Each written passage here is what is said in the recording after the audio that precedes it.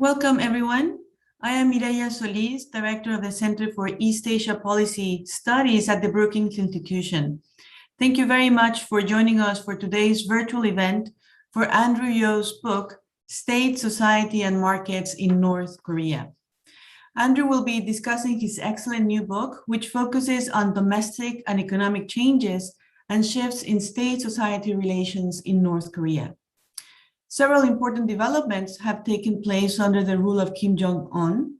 Markets have grown, a new middle class has emerged, and the country has experienced modest levels of urban development.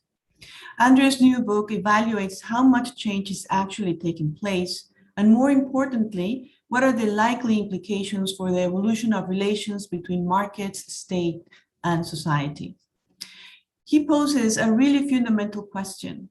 Can these emerging markets weaken state control and undermine the regime's legitimacy, or will they be co-opted by the state, furthering top-down control of the economy and society?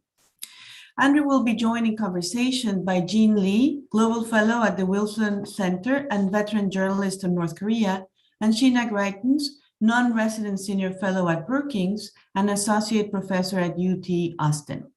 Sheena, over to you to join and moderate this discussion. Terrific. Thank you so much, Maria. And thank you very much for organizing this discussion. It's really a pleasure to be here today to talk about Andrew's book on state, society, and market in North Korea, which tackles this really fundamental question of how North Korean society relates to the state and vice versa in the context of the market developments that you've described. Andrew, I wanted to ask you two questions to start our discussion, and I'll take them one at a time. The first question is just, tell us a little bit about what drew you to this project and what made you decide that this was a development that you needed to write a book about. Thanks, Sheena. And before I answer that, I just wanted to say how delighted I am to share this virtual stage with two distinguished experts who can offer lucid insights into North Korea and authoritarian politics. And I also wanted to thank Brookings Center for East Asia Policy Studies and our staff, especially Adrian Chuen, for setting up this webinar around my new book. So to answer your question, Sheena, about what drew me to the project, as a Korean American interested in Korea-related affairs, I've been following North Korean politics since my time as an undergraduate. That dates me now to the late 1990s. And back then, scenarios for North Korea's future boiled down to either regime collapse, regime absorption, or muddling through. Now, North Korea has clearly muddled through, but other significant developments, including the rise of markets, the expansion of nuclear weapons, and new leadership have emerged in the past 2.5 decades. So this book was a way to organize my own thinking about the prospects for domestic change in North Korea. That's great. That's really helpful. Obviously, there's been a lot going on the Korean Peninsula and in North Korea in terms of the economy, but also in terms of security and the growth of the nuclear program, which is what North Korea is often in the news for, and sometimes can overshadow or at least distract attention from some of the big domestic transformation and evolution that's occurred inside the DPRK. So tell us a little bit about the core arguments of the book. I want to give you a few minutes in particular just to introduce, the content of the book, the main arguments you make, and what it is that you want all of us to know about the developments that you trace in the book. Sure, I'd be happy to do so. So, I will spend a few minutes here. The book is a fairly short book. I think it's under 100 pages, but the short book I wrote is ultimately about how we understand domestic change in North Korea. On one hand, there seems to be little change. The Kim family dynasty has outlived almost every current dictatorship in its 70+ years of continuous rule. North Korea, it still remains one of the poorest countries in the world, and perennially ranks near the bottom of any index measuring human freedom. And even the conversations we have about North Korea sometimes seem static. Will North Korea give up its nuclear weapons, or is the regime capable of economic reforms? Is there a food crisis? Or, oh my God, we haven't even seen Kim Jong Un for 3 weeks. Is he alive? So these are the sort of questions that make it seem like North Korea isn't really changing. But on the other hand, for the past decade, we've been entertained by accounts of rising markets, the emergence of a nouveau riche, and the existence of a post-famine generation, or the Jangmadang generation, who crave for more information about the outside world. So both narratives may actually be true, and the question of change may depend on what aspect of North Korea or which region of the country one is examining. So from a macro level perspective, it may appear that little has changed about North Korea.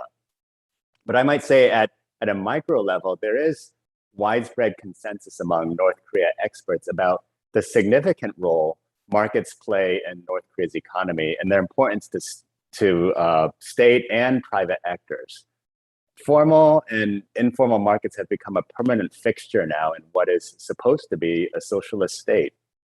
I think what's up for debate, though, is whether and to what degree markets and trade networks have altered state-society relations in North Korea. So that's really the focus of the book. I talk a lot about markets, but how have markets changed that relationship between state and society? And central here is whether expanding markets weaken authoritarian rule. Key to my argument is the question of authoritarian legitimacy. So this concept of legitimacy becomes an important concept in the book. And I want to see how well Kim Jong Un manages to successfully co-opt markets into the regime's ideology.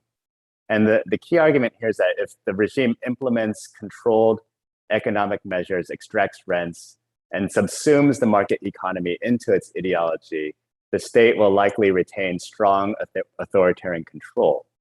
So markets will become beholden to the state, giving the regime a much needed revenue and thereby empowering rather than weakening the state. So in this hypothesis, if Kim Jong Un is able to incorporate markets into his ideology, then the state, we're going to see the state, we're going to see more continuity. The state's going to be able to maintain control over society.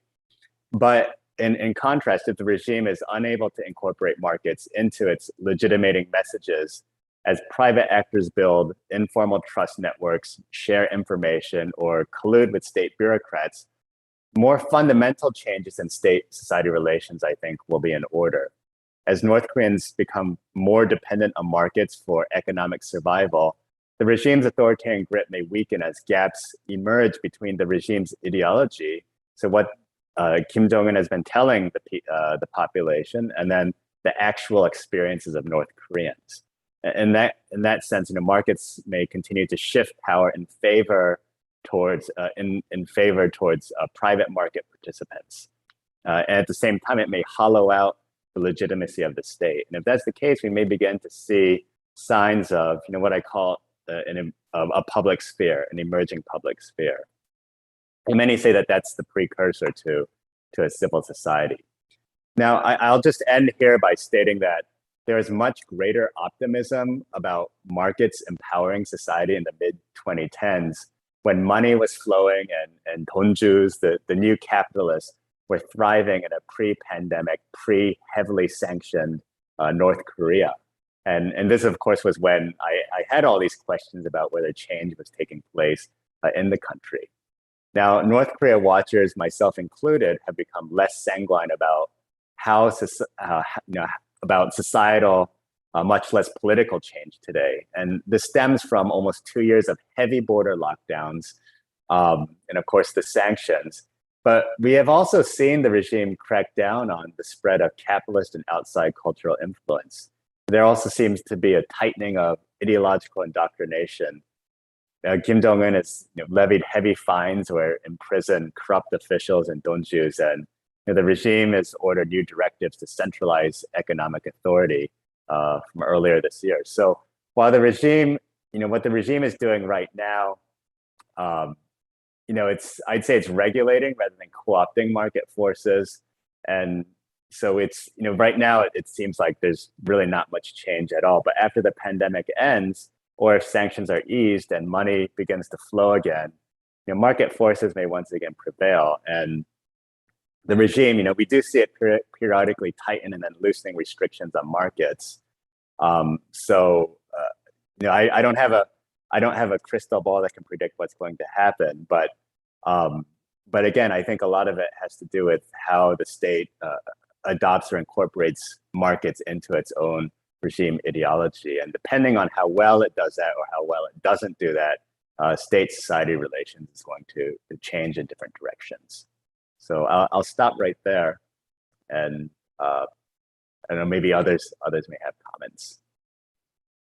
Great. Well, we've got a couple of different questions already from the audience that I can put to you as follow-ups. But before we do that, I wanted to turn to Jean Lee and ask her, for her thoughts and reflections on the book that Andrew has offered to us and on what he's just said. You have a really unique, previous on-the-ground perspective inside North Korea. So I wanted to ask you, what from the book resonated and what questions does this book bring up for you? Over to you. Thank you, Sheena. I already have so many questions for Andrew, but first of all, I want to thank you and Brookings for inviting me to take part in this discussion, because it gave me this chance to get a sneak peek at Andrew's book. And congratulations, Andrew, on producing, I think it was a very insightful piece of work, especially at a time when we've had so little access to reliable information about North Korea. It's been such a challenging time. So we'll certainly hope to hear from you about that challenge. I think being cut off from North Korea the way that we have for the past few years, and the relative quiet since the breakdown of diplomatic talks, means that we've seen less investigation about North Korea in the news. But I don't think that means that we should take our eyes off the prize when it comes to this goal of trying to define what's happening inside North Korea. So I really commend you for refusing to shy away from this topic at a time when it's been so difficult to get information. And I think, the question that you pose in your abstract, and I'm just going to read it, to what extent is North Korean politics and society changing, is such an interesting one. It's a perennial question that deserves examination at every moment, with every development. And I have to say, as a journalist, so, I will explain that as a journalist, of course, as a foreign correspondent, you first arrive in Asia, and the challenge is, how do you cover North Korea? How do you get into North Korea? And first you cover it from the outside. But then for me, and that will mean covering the developments that we get based on their provocations, based on what we see in their state media. And then when you get on the ground, and I was lucky enough to be able to work from North Korea over the course of about 10 years, you start to ask the very question that you're looking at is, to what extent is there change? How is the economy evolving? What kind of social change is there? As journalists, we try to capture the trends, economic development, the political and social change of any country. It's certainly not easy with North Korea, but then when you get there, you see that things are a little bit different on the ground than the way it's portrayed in their state media. And immediately you realize, okay, I've got to try to figure out how to get past the propaganda so that I can understand what's really happening at the ground level. It's not easy from the outside. It's certainly not easy either from the inside, but that access has certainly shaped my understanding of North Korea. Andrew, one of the questions you asked me this was actually years ago, is there any civil society in North Korea? And I don't know if you remember this, but I was completely stumped by the question. And I think I said to you, I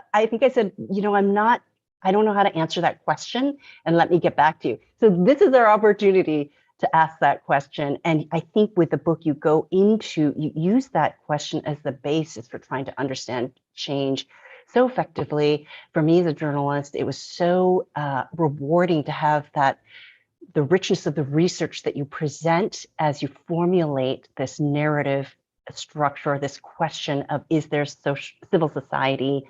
I think it's a hard question for me to have grappled with, because it seems like a concept that is very much a part of our democratic societies, but completely difficult to apply to North Korea. But on the other hand, I kept thinking, when you asked me that question years ago, And yet I see so much activity and social organization on the ground in North Korea. And the way that, since you asked me that question in the past, and actually after having read your book, I would say that it's such a different construct. It's about survival in a sense. It's a very different type of civil society in the sense that it's not perhaps about the same definition of non-governmental organization. Obviously, in North Korea, I think that so much of the society is built around the political structure, the party, but there is so much social structure or social gathering that comes out of the need for survival. And it's not necessarily something that we can see in their state media. It's not necessarily something that we can see from the outside, but you certainly feel it on the ground. You see how people gather out of the need for survival, whether it's economic survival, political survival, or just to make it through the day at their workplace, within the party. And I wonder, I'd be curious to discuss with you whether that constitutes civil society. And perhaps it doesn't mean direct opposition to the government, but it's more about how people get by and survive in a society that is so repressive, restrictive, in a culture where conformism is a predominant emphasis, and where people just want to make sure that they fit into whatever the mainstream is in their community. I think it's important to recognize too that we're reaching the 10-year mark of Kim Jong Un's rule. And I have seen over the past 10 years such a change on the ground, and yet so little change. And I think this is a frame that both you and Sheena have alluded to. With the growth of the markets, absolutely. Are we seeing this as ownership that the people are taking of their livelihoods? Or are we seeing it as the state being unable to provide for their people and people having to fend for themselves? I think it's both. With the growth of the middle class, is this ownership of their own livelihoods again and a sense of power that they are embracing? And what kind of challenge does that pose for Kim Jong Un as he tries to continue to cultivate the loyalty of that middle class at a time when he's being cut off from all of those goods and luxury items that the Kims had been using for many decades to keep that loyalty in place? And I think I certainly have seen on the ground things shift and change. So I think it's important to remember that there's no monolithic policy, that these things are constantly fluctuating. You see a lot of foreign products in North Korea because I do think that Kim Jong Un did want to expose his people and turn them into a more sophisticated, I would say the elites, a more sophisticated population, sent them overseas because he did realize that he needed to bring in information from the outside, but then had to rein that in because there is that moment where that exposure to the outside world also means a loss of control. So trying to understand where the sweet spot is something a challenge that he faces and I think continues to face. Andrew, one question I would have for you, I think, is how do we build in understanding of the border closures, not just as a result of the threat of the pandemic, but also as a way to regain control over some of not only the exposure to outside goods and outside ideas that the marketplace offers with people crossing the border. I think that's something that you do discuss this in the book, and you do discuss the threat of the access to information and the role that marketplaces play in providing a space for exposure to the outside world. So I hope that you'll discuss that a bit more. And I think that if there's anything I can share about what it's like on the ground, it is that there is this fog of propaganda that the state tries to present, this picture of unity and solidarity. But of course, on the ground, North Koreans, while they may seem so robotic to us in the pictures that are portrayed and the propaganda that's portrayed in the military parades, they are just as opinionated about their political system, about their leader, about their lives, have just as many complicated feelings about their situation, about the outside world. They are just better at putting on a presentation, putting on a face for their survival. And the challenge for us is to be able to get past that, to really understand what they're thinking, how they're motivated, and then eventually how that can bring about change, which Andrew, I think you discussed very well in your book. And so I will leave it at that. I actually have a million questions, but I am going to let Sheena take over the discussion and perhaps introduce some of the questions that we've gotten from the audience. Well, Andrew, I'm going to give you a chance to respond briefly, if you'd like, to any of Jean's comments and questions. And then I have a few questions lined up that we've gotten from our audience. Sure. Thanks, Sheena. And thank you so much, Jean, for those comments and for your insights. And I will get to the question about the border lockdown, but let me start by saying I'm so glad you remembered that conversation we had about civil society. It was at the Somerset in Seoul, the German restaurant that's at the lower level. And I do remember asking you because everyone said, oh, Jean Lee, she was the first first correspondent for AP in Pyongyang, and so here's someone that would have firsthand accounts. And I remember your response then as well too, because first of all, civil society in North Korea is not going to look like civil society as we see it in the West or in the United States. But you did talk about, how people, they, in order to survive, they do talk with one another. They have friendships, they can associate, but there's always a sense of, a little bit of distrust as well too. And that was really the question that motivated this book about whether there is a civil society or not in North Korea. Now, on one hand, you could say, no, there isn't. And I have a short book, but some people have said that that's going to be a very, very short book. You can't write a book about North Korean civil society. It doesn't even exist. But on the other hand, there are these signs where North Koreans do gather, they get together, and because of markets, you do have these gatherings that are especially informal markets that are outside of the state. And so things like informal trust networks that grow, social capital, these are all the precursors to, or what I've called with some of my other co-authors, building blocks to civil society. So while there isn't a civil society proper as we know it here in the West, it doesn't mean that the trappings of civil society aren't in the making in North Korea. So that's what I wanted to discuss in the book.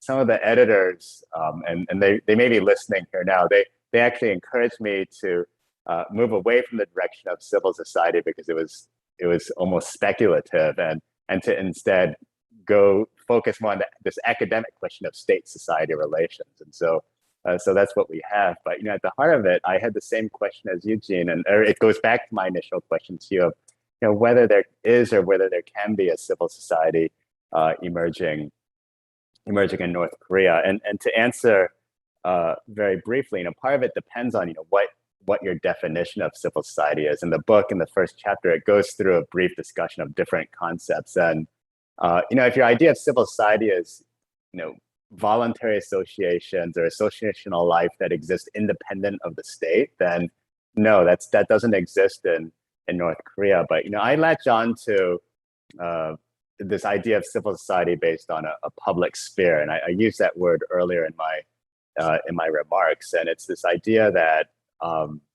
people are able to have discussions or talk or to debate outside the confines of the state. Now that doesn't exist.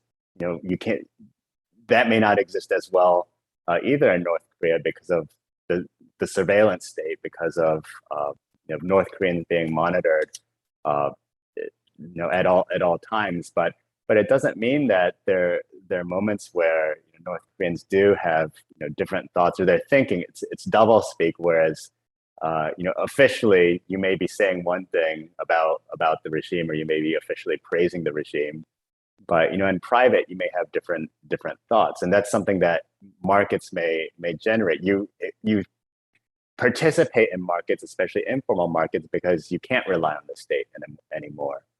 So these are all actions or behaviors that might suggest that there is some semblance of civil society that's there.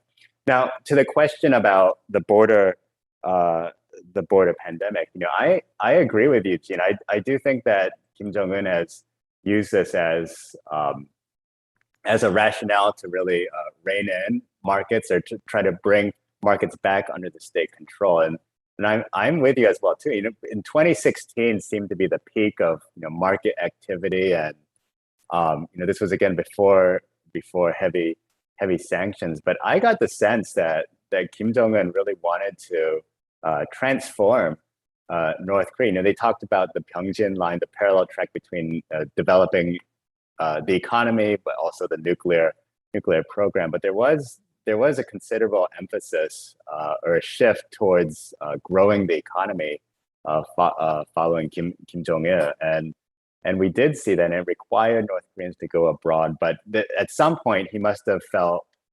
insecure, or things may have gotten out of control, and you can't rein it in. There would be these attempts to try to rein it in, but they wouldn't really work. You would have to open things back up again. But now, because of the pandemic, you have the perfect excuse to lock everything down. And so I'm with you there, Jean, in that I do think that that's been used as a rationale to really take back control of what the donjus, the capitalists, the nouveau riche, the middle class have been able to build. And so it'll be interesting to see what happens once the lockdowns begin to ease. But yes, that's a very excellent insight there. Well, in that sort of use or finding political utility in the pandemic, North Korea is not alone. Some colleagues of mine in political science have a forthcoming piece at International Security that talks about opportunistic repression as one of the consequences of the pandemic, in that it gave authorities or aspiring leaders with autocratic tendencies or repressive tendencies a pretext or an opportunity with a sort of public interest justification to engage in repression that had a regime strengthening sort of effect and a really repressive effect on society. So North Korea may be one end of that spectrum, and it probably is, but it's part of a broader global trend, which I think is a really interesting point. So Andrew, you've already touched on one of the questions that I was going to ask you, which has to do with the effect of the pandemic, both on border security, but also on internal control of movement, which we know is pretty essential, even at the local level, to sustaining market activity. So I think we've kind of covered that question, but I wanted to ask you a question that is about the pandemic, but also simply about how you go about researching and writing a book like this when North Korea is especially closed, right? North Korea is always a difficult country to try to get access to. Jean's remarks, I thought, really illustrated that challenge. And so for our audience who's listening today, I think it just give us a little bit of insight into the mechanics and the sources that you draw on, and how you went about trying to write a book like this and get answers to these questions when North Korea is unusually closed for an extremely closed country, right? You've got a closed country that then is at an even more restricted or internally directed time than usual. So how did that affect the book writing, and how do you try to circumvent that challenge? Sure. Well, there's obviously the question of whether one can really know what's happening inside North Korea due to the isolated nature of the country, and as you mentioned, even more so due to the pandemic. And researchers such as myself are obviously unable to do any field work. I mean, Jean is one of the few lucky people in the world who was able to spend some time in North Korea for more than just a short trip. But despite these difficulties, there's actually a lot more information than one would think on North Korea. There's certainly, so in writing the book, there's always outlets that you turn to, sources like NK News, NK Daily, 38 North. There's a lot of websites or news sites that are rich with information about North Korean politics, markets, and current events. So researchers have that to go on. But of course, a lot of researchers rely on the next best thing to being able to interview or do research inside North Korea, and that's talk to North Korean defectors. And I know there's a whole debate about whether, with that methodology, and whether defectors provide reliable information. There's a new piece that was out by Jae Song about looking at methods in North Korea. But I do think though that there's what is it now 35,000 defectors in Seoul, and most of them come from the border provinces. The majority are women, so they're not a representative sample, but they do. That doesn't mean that they don't offer insights into North Korea based on their experience. So I did rely on surveys that I didn't conduct, but there was one in particular that was very good. The Institute for Peace and Unification Studies at Seoul National University did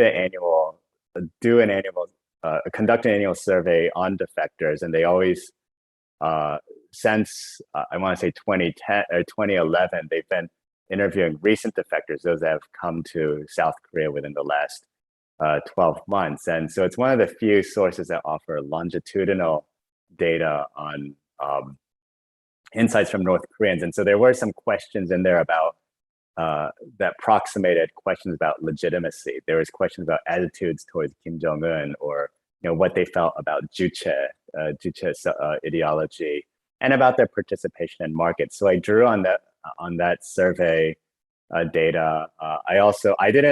I interviewed a few defectors, but they weren't really systematic. So I can't really say that was a main source for my own book. But one thing I did that I felt like hasn't been really done is relying on what I refer to as field worker accounts. So I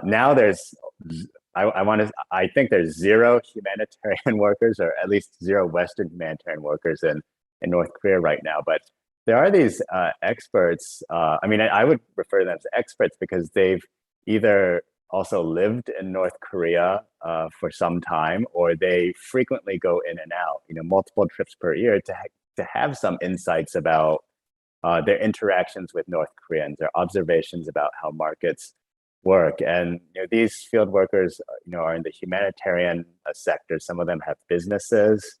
Some of them are, work for international organizations like the UNDP. And so I did interview a good number of these field workers to get their insights. And by triangulating from these different sources, I think I had enough information to at least make certain claims, at least hypotheses about, to what extent, this question about what extent change is happening within North Korea. So it is possible. You have to draw on different sources.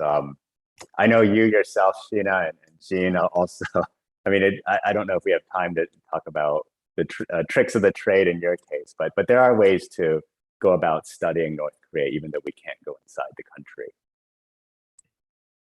Well, maybe we can circle back to that in a few minutes. We've got quite a list of questions here, so I want to try to get through at least a few of those, and then yes, I'd love to circle back to that. So I wanted to ask a question that has occurred in a couple of different forms from different audience members.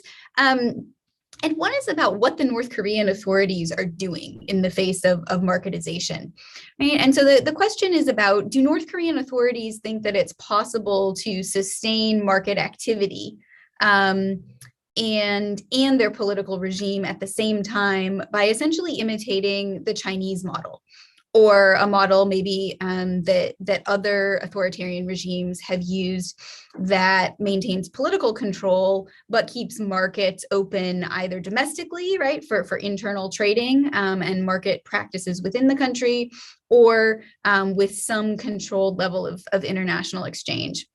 Andrew, you know that I have a sort of hypothesis about North Korea sort of trying for market Leninism, or the kind of party state capitalism, the fusion that we're seeing, even that Xi Jinping has tried to pursue, where there's a simultaneous need to keep capitalism alive, but really marry it with this very strong Leninist system of party state political control. But I'm curious about your take on this. Where do you think the North Korean regime is comfortable coming down? Where's its limit in terms of market activity? Yeah, that's really, and that goes back to Jean's question as well. Where is the sweet spot for North Korea? And a lot of, when that question is posed, a lot of people try to look at other models. Does China provide a proper model for North Korea? Can North Koreans, do what the Chinese have done, or is Vietnam a good model? Or what about the Eastern European countries may not be a good model because they've all collapsed, the communist regimes there. I just want to mention one anecdote, and this gets back to Gene. There's a year at the Wilson, when Gene was at the Wilson Center, when Kevin Gray and um, who else was there that year? But I remember having this conversation about, whether how is North Korea going to respond to these changes, and is there the Eastern European model versus the Chinese model? And I was going more the route of the Eastern European model, but over time, I feel like there is a path for North Korea, for Kim Jong Un, and that the country can't just persist. It's barely hanging on right now, especially because of the pandemic. But in order for it to grow economically, it's going to have to rely on markets. But in order to grow the markets, you're going to have to eventually open the country to foreign trade and investment, which inevitably brings more outside information into the country. And right now, what I think is that Kim Jong Un may have felt that it's become too destabilizing for the regime. But that's why I was saying that for the regime, I think if it's able to open up the country and expand markets, but somehow take claims or take the credit for that by bringing markets or mentioning markets as part of the regime's overall ideology, I think it may be able to make that transition.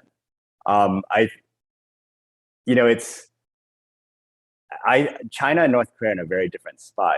China was much more internationalized than North Korea by the time Deng Xiaoping adopted reforms in 1978, and I think that's why North Koreans are more reluctant. And I feel like I'm giving advice, as a consultant to the North Korean regime of how to open your markets without, having your regime crumble or collapse. But I do think somehow they have to take markets for it. The Chinese, what they did was they made entrepreneurs or the capitalists, they were another pillar to the regime, that they were seen as, at first they were shunned, but then they were seen as elevated, as being instrumental to the growth of the CCP. And if there's a way for Kim Jong Un to be able to do that, to try to capture the capitalists or the donjus, he may be able to.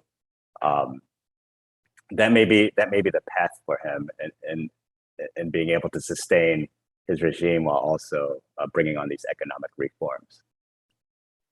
If I can just jump in and make a point. Yeah, I do think that the North Koreans do pay close attention to how other countries around them, communist countries as well, have made this shift, and they don't look at China. They think China has lost control, that it's too permissive in many ways. And so I don't think they see a good model or a good example out there. I think when Kim Jong Un went to Singapore, it was very intriguing. What would he take from the Singaporean example that might serve as a good model? So I think they're sort of looking to see how other communist countries, or I should say how some communist countries and other sort of more open countries with more open economic markets are handling this, but they don't see a good model. I think one thing that might be interesting and intriguing to look at, and Andrew, I believe you touch on this as well, is how do special economic zones fit into how they create a space to explore new ideas, new economic ideas, without having it influence or taint the general population. So in a controlled environment, and that's in some ways what the Kaesong zone was this place where they could experiment and take advantage of the exposure to South Korean industry without having it affect a broader population. So I think that that's an intriguing, perhaps, area to look at to see if they will try to create these special economic zones where they can control the influence. I mean, this idea during the Trump years that they were going to allow Americans to come in and just open up McDonald's. I mean, I think those of us who know North Korea know that they want the money, but not the influence, not that foreign influence. And so it didn't seem at all like a realistic vision for how they were going to get money into North Korea. But I think special economic zones may be an intriguing way for them to control that that influence while getting some of the economic experience that they need. Yeah. And just to interject on that point, we do remember that Kim Jong Un, in addition to the Kaesong, tried to open, I think, 13 other special economic zones. I remember this report from our friend Andre Abramian about the ABCs of SEZs, and I don't know where that went, but that was one approach that Kim Jong Un was trying to do. And on the China model, I mean, I think you're right. I mean, I had suggested that there may be a way following China's path, but Kim Jong Un has been resistant. I think the Chinese for years have been trying to show or demonstrate that this may be one way of moving forward. But yes, Kim Jong Un has not really followed that approach. Yeah, I mean, I think this is such an interesting question because this seems to be something that single party authoritarian regimes have struggled with throughout history, right? So North Korean state rhetoric has explicitly said we're trying to avoid the fate of Eastern Europe. That model clearly they've deemed a failure. They don't like to sort of rely on or follow China. It's been striking in the past year how willing North Korea was internally to completely crater what is often described as an economic lifeline, which is trade with China, in order to secure the border. And we've seen that Xi Jinping, right, has rolled back some of the economic freedom that capitalism has had and large firms have had in particular sectors in China, right? The original market Leninism actually failed in part because of the concern about the sort of Soviet corollary to the Donju and the political power that they accumulated in the 1920s when Lenin decided that they were going to try market Leninism. So this is just a perennial problem that North Korea is grappling with. And I don't think we should be surprised that they haven't figured out a stable equilibrium as a solution yet. But it's really, that's why this is such an interesting question. And we all, spend a lot of time thinking and debating it. Andrew, I wanted to ask you a question that has come up from the audience about an actor we haven't said a whole lot about yet, and that is the ROK. So what do these changes mean to South Korea, to inter-Korean relations, and to the prospects of unification?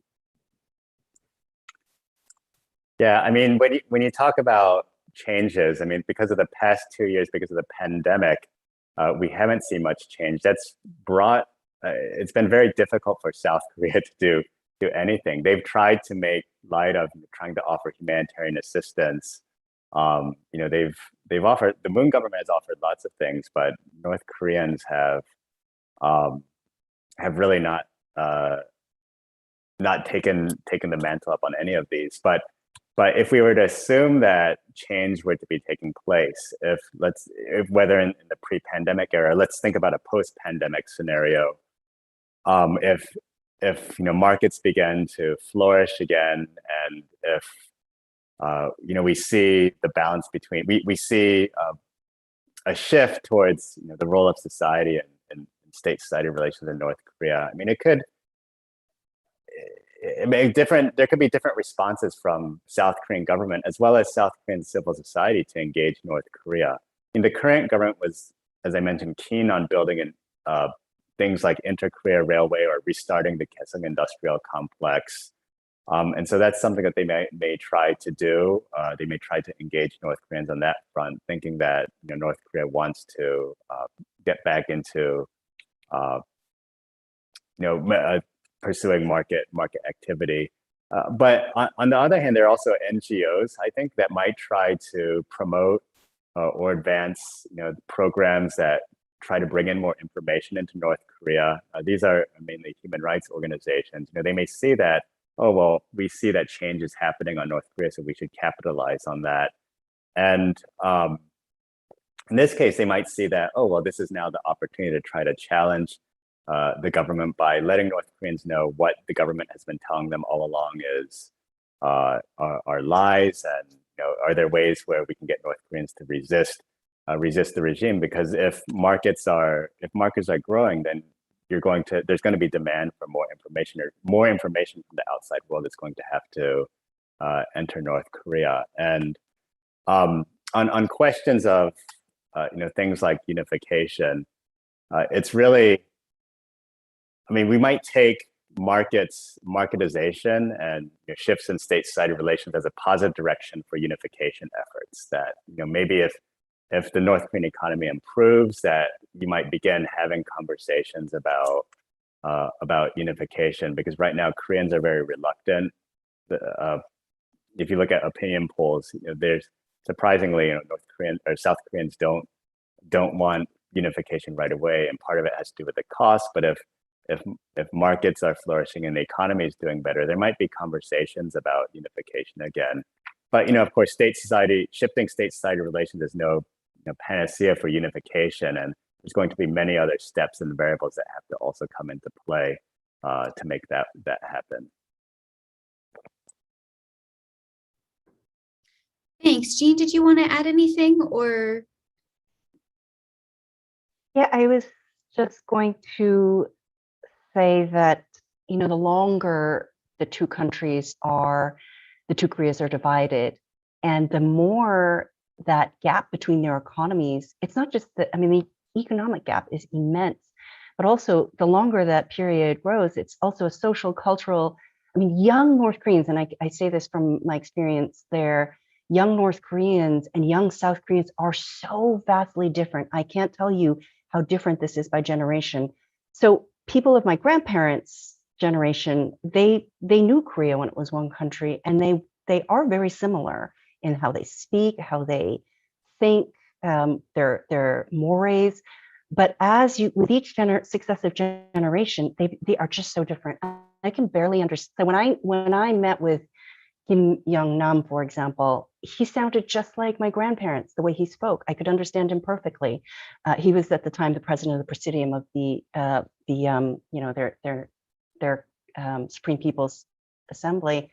But when I met with my staff, some of whom were 22, 23-year-olds, it was very hard to understand what they were saying, because their Korean was just completely different.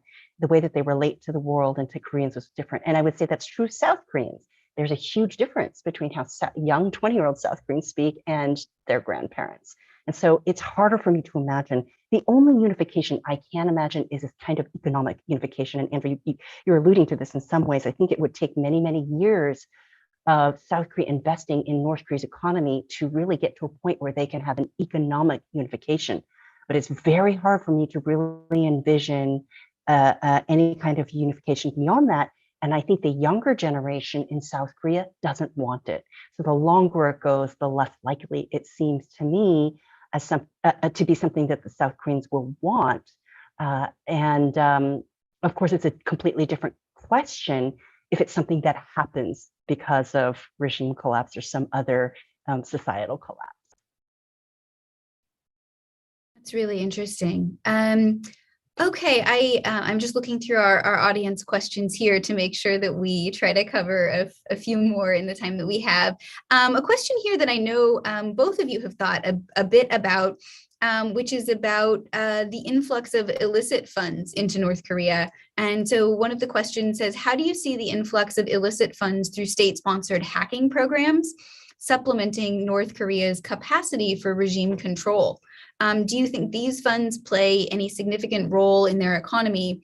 And maybe if I could broaden that, how do these fit in North Korea's, sort of overall attempts to earn revenue through external economic activities, illicit or otherwise? So Andrew, over to you, Sure. and then Jean, I know Sure. you've thought a bit about this as well. Yeah, so awesome. Illicit funds, favorite conversation topic. And I know You Jean know I and had also to you, ask, Sheena. Andrew. You know I had to ask. Jean, and I know you, Sheena, also can weigh in on this. So I'll be fairly brief, but yes, illicit funds are important, whether for North Korea, whether obtained through hacking or the illicit sales of trade of narcotics, arms, other sanctioned materials. And these funds are allegedly used to pay state coffers and keep cash circulating among Kim Jong Un's inner circle, ensuring that those closest to the regime are kept satisfied. I mean, the political science term is the selectorate. And so this is an important way for the regime to raise revenue. And right now, maybe one of the only ways because of the strict border lockdown. So, so I'll stop there, but I would love to hear Jean's take on it, since a lot of her podcast on the Lazarus heist touches on issues of hacking and a lot of other illicit activities. Yeah, I will. Sheena, you are the expert on the history of how the North Koreans have used illicit funding. So all of you, I recommend that you look at her work on this, because it was seminal, I think, in helping us. Although, I have to say it made it very difficult for me at the time, because your report came out when I was in North Korea. And so this kind of thing is so important for those of us who are there to understand. North Koreans themselves don't quite understand how this works. But those of us who are inside North Korea see things, and we try to connect the dots. And what I'll say is that what I saw on the ground in North Korea was this incredible investment by Kim Jong Un in not only investment in building the loyalty of his generation, the next generation, so the millennials of North Korea.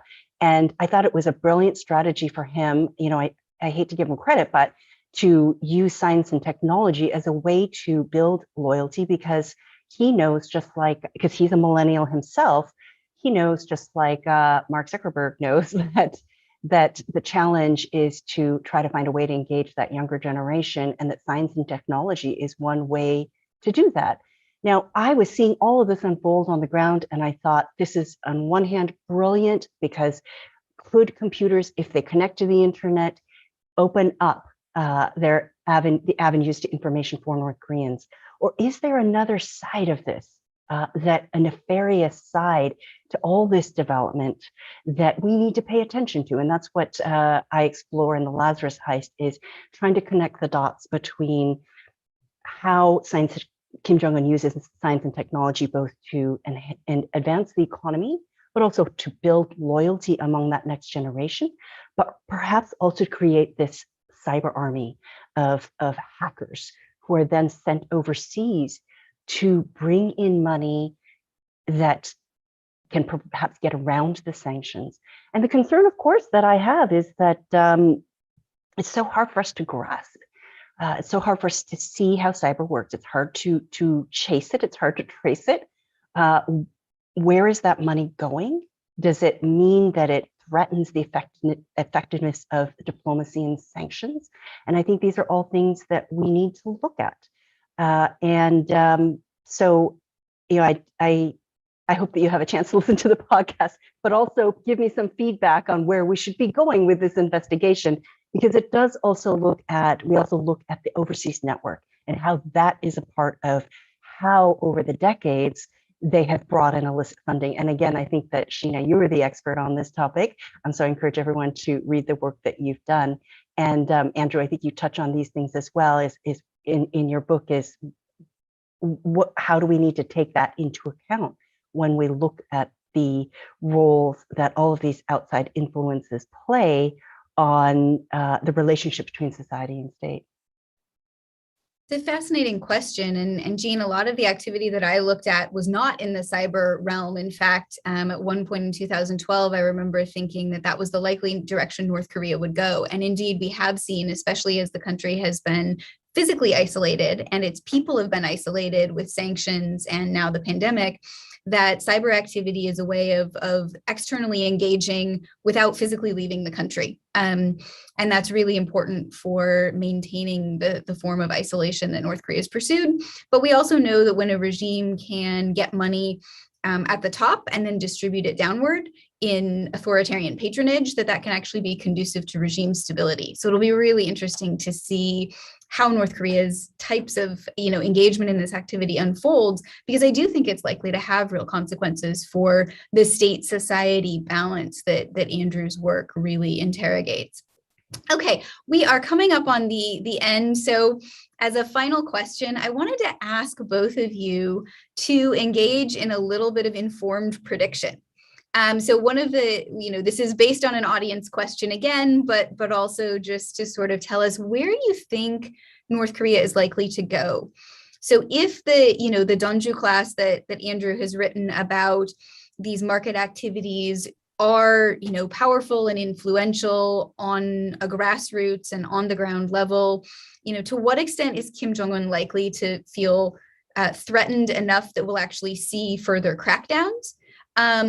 Or do you anticipate that there'll be some, further entrenchment of market activity and even possible, limits on state control? So in a nutshell, where do you each see this headed in the next maybe 5 or so years? Thanks, Sheena. Political scientists are not the greatest when it comes to predictions, but if we look at past attempts at trying to rein in markets, at the end, markets always have seemed to prevail. And I think we're just in this unique situation because of the pandemic. But outside of this pandemic, this very strict border lockdown that's going now for close to 2 years, I do think that's going to be difficult to sustain this kind of clamp down on markets. I think there is going to be some pushback, or the regime is going to have to relent. So it's if you're looking at this purely from an economic or markets perspective, it's like a 2-step forward, 1-step back type process. Because even if you look from 2000 to 2010, and then 2010 to, let's say, 2016, there has been growth in the market trends. But I think they were coming up to a point where at some point you need to have foreign investment and more trade and creditors for the markets to actually grow. And I think that's the point that North Korea was at. But then Kim Jong Un, as we mentioned earlier, didn't feel things were looking unsettling to him, and so he had, because of sanctions and because of the border, the pandemic, we don't know how this would have played out. But because I think that the markets will, in the long run, ultimately prevail, I do think we're going to see more changes taking place. Now, that doesn't mean we're going to see democratization, or we're going to see a revolution, or regime collapse. I think the safer route is we may see something like a Vietnam or a China, even if that's not where Kim Jong Un wants to go. But I do think that that's the direction that we may be heading 5 years, 10 years out from now. Jean, any prediction? So what I'll say is that if I were in North Korea now, I think I can extrapolate, and I imagine that what's happening right now is that everything is geared toward the lionization of Kim Jong Un as he approaches his 10-year anniversary. And this is a series of events that's going to extend into next year. And I do think that part of the border closures and the kind of trying to wrest control over market activity is partly to be able to control and shape the messaging and the mythology around Kim Jong Un. And perhaps after they feel secure, that he feels secure that he's established his legitimacy as part of these 10-year anniversaries, that they may start to open up again. And so it just depends on when the timing is right, given the celebrations, the anniversaries that they have lined up as part of their propaganda. This is important for his legacy, for his historical legacy, for his leadership. And so it's a very simple thing, but so for me, when I'm on the ground, I always look at what's in the North Korean calendar. What does he have to protect? And I think that's a big part of it. And that perhaps, hopefully, fingers crossed, that once he feels comfortable with that process, that they'll start to open up the borders and open up the markets again, and let the economy start to flourish, and let those people who, the traders, the people in those markets, do the kind of resilient and resourceful work that they do to get goods into the country. Well, I hope that optimistic scenario, or that optimistic possibility, is something that we see some version of coming through. I'll confess to a little bit of cynicism as a longtime North Korea watcher about optimistic outcomes on the Korean Peninsula. With that, I think it falls to me just to thank the audience for a terrific set of questions and for being so engaged throughout this webinar. Thank you, Jean, for your comments. Thank you to the Brookings Institution, the Center for East Asia Policy, to Adrian for organizing the logistics of this. And finally, thank you to Andrew for having written a terrific and insightful book that gave us so much to talk about today. We clearly could have kept going with the questions and discussion for a while, And I think that's just a testament to the quality and the relevance of the work that you've produced and brought to all of us today. So thank you, everybody, and look forward to seeing you again sometime soon. Take care.